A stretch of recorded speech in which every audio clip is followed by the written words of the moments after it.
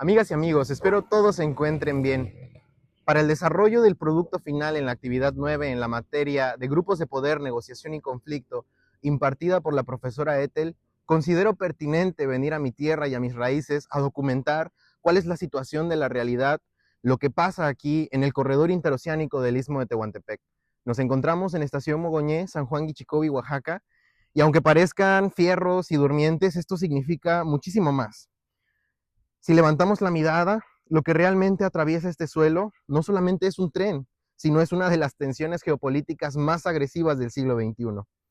Esta estación no solamente es un punto entre Salina Cruz y Coatzacoalcos, representa la urgencia del capital global para encontrar una alternativa al Canal de Panamá.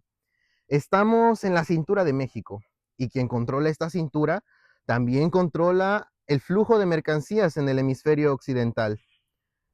Estamos justamente hoy en la cabecera municipal de San Juan Guichicobi y desde mi perspectiva y mi conformación de la realidad, platicando con mis vecinos, haciendo praxis en territorio, vamos a desenmascarar a algunos de los verdaderos dueños de este proyecto.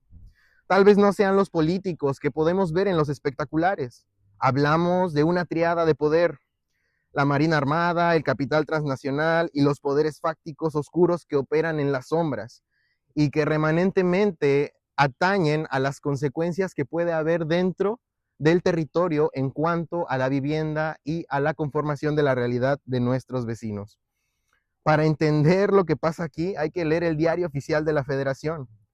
El corredor interoceánico ya no pertenece a la esfera civil, ha sido entregado administrativa y operativamente a la Secretaría de Marina.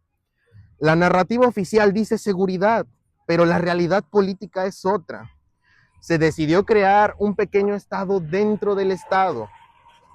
Al entregarle el control de los puertos, las vías y los polos de desarrollo a los militares, se blinda el proyecto contra la democracia. Un gobierno civil puede cambiar cada 6 años, pero las Fuerzas Armadas permanecen. Y recordemos que quien tiene las armas tiene el poder. La realidad que se gesta dentro de lo político y de lo que podemos platicar con los vecinos es de que también hay grupos vinculados al narcotráfico y a la generación de influencias dentro del ejército. Esto garantiza en términos reales un control en el territorio.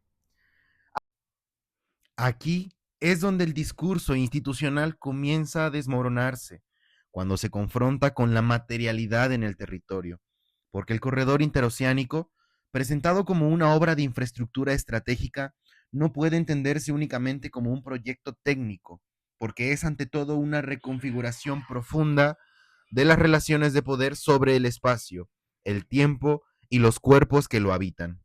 En Estación Mogoñé, la modernización no se manifiesta como una promesa compartida, sino como una imposición vertical. El tren avanza con una precisión geométrica, pero la comunidad queda detenida en la incertidumbre.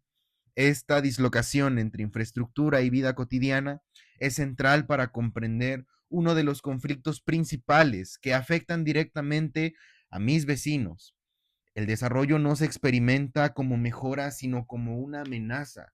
Incluso para grabar este video, la Secretaría de Marina fue y me quiso silenciar. Desde la teoría política crítica, esto puede leerse como un proceso de acumulación por disposición. El territorio deja de ser entendido como el espacio social y se redefine como un activo logístico. La tierra puede que ya no sea un lugar de arraigo. El problema es que esta transformación ocurre sin que existan condiciones mínimas de simetría entre la negociación que debe de existir entre la población civil y el Estado. Recuerden que la tierra es de quien la trabaja. De un lado se encuentra un aparato estatal un poco militarizado, con distintas distorsiones impuestas a la ley, respaldado por el capital financiero y unos marcos legales de excepción. Y del otro nos encontramos nosotros, el pueblo, la clase trabajadora, comunidades históricamente marginadas, con acceso limitado a la información, asesoría jurídica y representación política efectiva. Llamar a esto diálogo es desconocer la simetría estructural del lugar que lo atraviesa. La entrega administrativa y operativa del corredor interoceánico es un punto de inflexión, porque es una decisión profundamente política. Se sale de la esfera civil y entra en una lógica de excepción permanente. Se construye de facto un enclave con reglas propias, blindado frente a los ciclos democráticos. Un gobierno civil puede ser sustituido cada 6 años, pero las Fuerzas Armadas no. Aquí se consolida esta tríada de poder claramente identificable. Aunque la narrativa oficial insiste en el empleo y el crecimiento económico, desde esta lectura crítica es evidente que el valor generado no redistribuye la riqueza localmente. Los empleos son temporales, de baja especialización y de escasa protección laboral. La plusvalía se extrae, se canaliza y se concentra fuera del territorio. Y lo que permanece es un impacto ambiental, el encarecimiento del suelo y la fragmentación del tejido social. Otro elemento clave es el silencio. Un silencio producido cuando el control del espacio se militariza y la palabra se vuelve peligrosa. Organizarse puede interpretarse como una amenaza. Disentir se criminaliza y la participación social se reduce a ejercicios consultivos sin carácter vinculante. Desde la perspectiva de los estudios de este conflicto encarnadas en la praxis, este modelo debe de trabajarse, porque ahora no resuelve las tensiones.